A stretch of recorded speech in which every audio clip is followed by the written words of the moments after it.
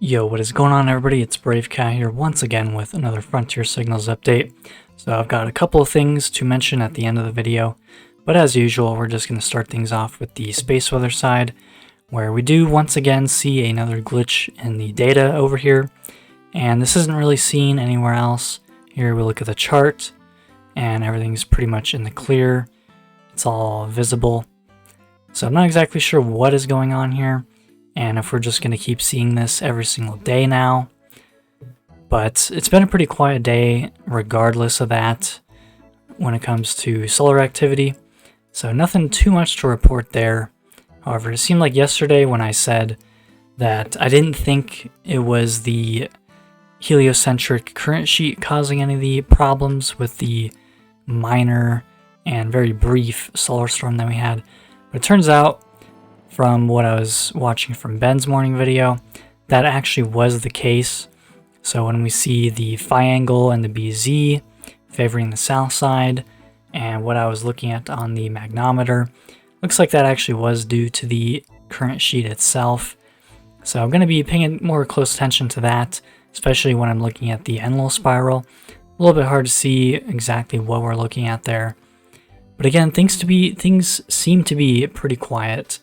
Even though we do have these three large sunspots facing us, they don't seem to be doing much. And it seems like the magnetic polarity and the overall complexity of these sunspot groups is very low. So we at least have that going for us.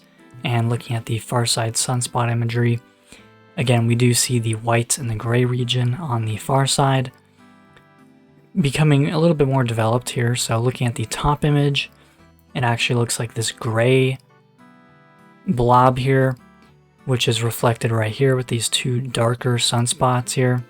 Does seem to be, at least from what I can tell, a little bit more of a potential threat than even these three facing us are combined, at least with the way they are now. Again, there's very little magnetic complexity there. So luckily, these three eyeballs looking straight at us for right now don't seem to be doing too much, and we see that reflected here on the hazard charging feeds here. So all those are all in the green, and the aurora forecast is at an all-time low. So just moving on from that here, there wasn't much else that I saw besides the fact that the chronograph images here, if we take a look at the very last frame going on right now, and this is pretty late into the evening, a little bit later than I would normally like to get this update out, but here we are. So we do see some sort of flash happening at the very last frame of this, and we don't see that reflected on the LASCO feeds. So if it does turn out anything actually happened, likely on the far side, because we don't see anything on the X-ray flux either, and there hasn't been anything on the actual imagery here as well. So if anything actually did happen, or if this was just some sort of anomaly, I could post something later tonight, both on my X account and making some sort of post on YouTube. But with that, we're going to go into the earthquakes for the day, where we did have a couple of things here, most notably being the 6 that happened up here in Alaska. So looking back on things, this actually seemed to be pretty obvious that this was going to happen. So I kind of wish I predicted this last night. But with that being said, I'm still going to hold on to some of the other watch zones that I have going on here with Papua New Guinea, central/western Indonesia, as well as still this area up here above Myanmar. We did have a 5 striking up here in northwestern China. So it does kind of bring that to be a little bit of a middle point here. But looks like a lot of this pressure has been moving on. So I think things have been so far pretty lucky, especially for the West Pacific, especially regarding that deep 7 that occurred here. That all that pressure, especially from the other deep events, has kind of spread out pretty evenly here. So that is at least something good that has happened.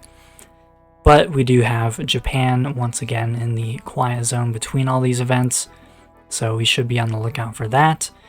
And we still have the deep 6 that happened over here, waiting to see if any shallow or larger activity erupts from that, as well as the ongoing swarm here in southwestern Australia. That does seem to be still going on. That could just still be going on for months before anything else happens there. We'll just have to see. So with that being said, I'm still watching for something off the coast or something in this region happening, most likely in the 5.0 magnitude range, especially from this 6 here. That's usually what we see in these longer form patterns, as we see 6s happen, and then we see 5s happen, and it just continues to trickle out, pretty much following these arrows, made lovely by Dutch Synths, who has seemingly been pretty inactive, even though I thought he came back. Seems like his stream is offline, and he's not really to be seen again. So, you know, just going to try to do my best and interpret the global data as I see it.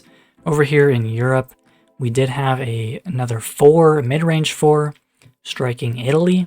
So again, this region here, especially as seen on here, and with the volcanic activity, this is, I believe, going to be our main kind of thermostat gauge for the rest of Europe to see what's going on. So this 4.5 struck over here down south by Sicily, and there is a volcano right here, Etna, and we do see that same volcano over here on the daily volcano discovery feed in the descriptive events. So I'll probably just roll into that now. There's not much else happening earthquake-wise. I think I pretty much covered everything except for a couple of newer, deeper events happening in the southwestern Pacific. But other than that, here we bring things to the volcanoes. So again, looking at Stromboli and Etna in Italy, and then everywhere else, pretty much the Ring of Fire is still lit up. And we do have a fairly long list of events here on this page. Again, a lot of the same ones. So really just seeing if anything pops out, which so far doesn't really look like it, although as I'm looking at it, this one does not look too familiar. Could be a common volcano, but again, it doesn't really look too familiar, but it does look like this has had a lot of more recent eruptions here. So that's where that is. And the rest of these are going to be in some of the regions that we've been looking at. So Sabancaya, Fuego, a lot of the South America volcanoes still going off with the similar sized ash plumes. So that is probably going to wrap it up for today. Don't have a whole lot extra, but thought I'd just kind of run that little gauntlet here pretty efficiently. And going on to what I was going to mention. So Ben Davidson on his Space Weather News channel uploaded this 2 hours ago now, about an hour ago when I first saw it. And I mean, this is like one of those classic like motivational videos. It just has all these messages in there. We got Jordan Peterson, I believe this is Sad Guru, Jordan again, and then just a whole bunch of these messages about the universe and struggles, believing in yourself, all that stuff. I mean, this kind of threw me off because I'm not used to seeing this sort of video posted by Ben, but this was just spot on. Really, like, this is the kind of stuff that I've been, I guess for lack of a better term, kind of clinging on to in terms of my like development as a person. Just all these messages really, really ring true. So if you need an extra little pick-me-up, I would definitely recommend watching this if you have not already. And really the only other thing I was going to mention here, back on the Frontier Signals website, I have made a couple of little developments over here. Actually pretty big, I think. So the first one here is I am going to have the latest video that I make posted on here, and I was able to get it just automatically. It's just going to be having the latest Frontier Signals update. And I think I'm actually going to end up moving this section up to the very top of the homepage, just because I think it's deserved on there. So I'm probably going to move that up here, but it did take some time figuring out how to do this. But anyways, the other thing when we go over here to the peer-reviewed article section, so all these papers in here, that is just ever growing. I added a couple more, and there's just going to be so many more to add. But what I did was I made it so that these PDF viewers, especially, they don't actually fully load until you click on the collapsible menu here. So that should hopefully help a lot with the performance, especially on mobile. So, I mean, that was kind of a headache getting that whole thing to work. But it's on there, so this should be a lot easier to load, especially on mobile, like I said. So just little optimizations, little things like that I want to keep improving on this website. And there's already just so many things that I just want to do, but it takes time, takes a lot of research sometimes, especially when it comes to this ancient history section. I'm still working on those 4 papers here. It's like 4 parts, really, to one major thing, which is diving into the history of different catastrophists, which does involve people like Albert Einstein. Actually, he was one of the most prominent figures during his age. Was Albert Einstein himself received papers from other people like Hapgood and other catastrophists, and Einstein even looked through the data himself, did his own calculations, and made some of the same conclusions about cycles that happen on this planet, different periods of resets that happen globally. So that is something I still want to work on, and I'll be hopefully coming out with that probably within the next couple weeks. Again, it's a lot of research, but at the same time, it's really similar to just kind of that classic kind of high school history class level essay sort of things. I mean, just looking up different figures, researching them, and putting together some sort of paper for them.